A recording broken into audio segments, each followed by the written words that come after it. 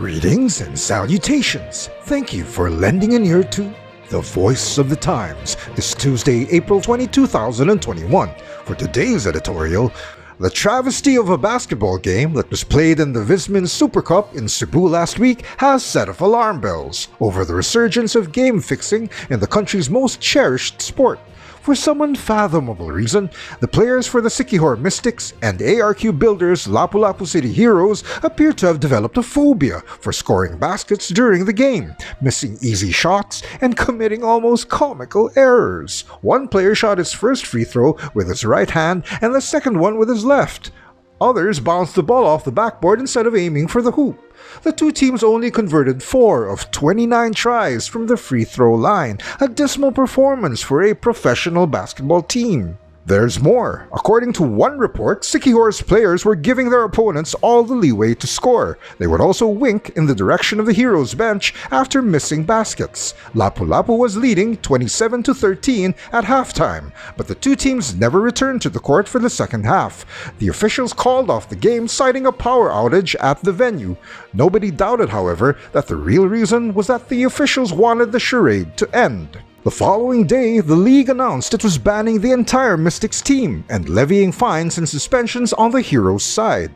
The incident triggered a tsunami of indignation among basketball officials, personalities, and fans. The league's chief operating officer, Rocky Chan, described the players' conduct as a disgraceful act to the sport that we love the most. Collegiate stars now playing in the Professional Philippine Basketball Association, or PBA, lamented the lack of respect and integrity for the game. Philippine Sports Commission Commissioner Ramon Fernandez, a legend in Philippine basketball, urged sports authorities to run a background check on the franchise owners in the Pilipinas Vismin Super Cup, a fledgling pro league made up of teams from the Visayas and Mindanao.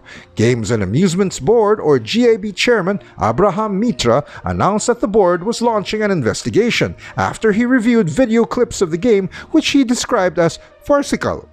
As a first step, the GAB has suspended the Mindanao leg of the tournament. Our mandate is to ensure the integrity of professional sports and welfare of players, and we're doing just that, the board said in a statement it issued last Sunday. Generations of Filipinos have embraced basketball with a passion that defies comprehension, and its enduring popularity makes the sport an attractive playing field for gambling. Except in horse racing, placing bets on the outcome of a sports activity is banned in the Philippines. Elsewhere in the world, sports betting is a colossal industry, by one estimate reaching a market size of $203 billion in 2020. It is naive to think that illegal sports gambling does not exist in the country. The GAB has investigated basketball-related game-fixing cases in the past. During the 1970s, several players in the semi-professional MICAA League were questioned for fixing games or shaving points. Similar probes were later conducted involving PBA players.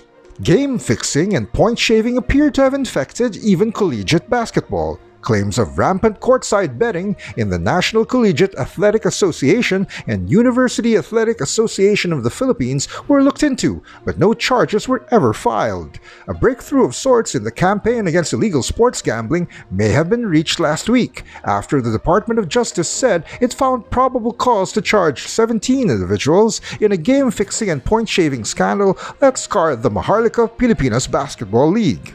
The league's founder himself, boxing icon and Senator Emmanuel Manny Pacquiao, filed the complaint in 2019 against former team officials and players, many of them from the Soxargen Marlins. In his complaint, Pacquiao alleged that players received from 20,000 pesos to 50,000 pesos for every game they manipulated. 17 counts of game fixing have been dropped, but the Justice Department said the evidence in the remaining 5 counts was strong enough to stand up in court. The GAB must be equally relentless in exposing the people involved in the Vismin Super Cup gambling scandal and in bringing them to justice. And that's the editorial for Tuesday, April 20, 2021. For more news and information, get a copy of the Manila Times on print, subscribe to our digital edition, or log on to www.manilatimes.net. Follow us on Twitter, Facebook, and Instagram, and listen to The Voice of the Times.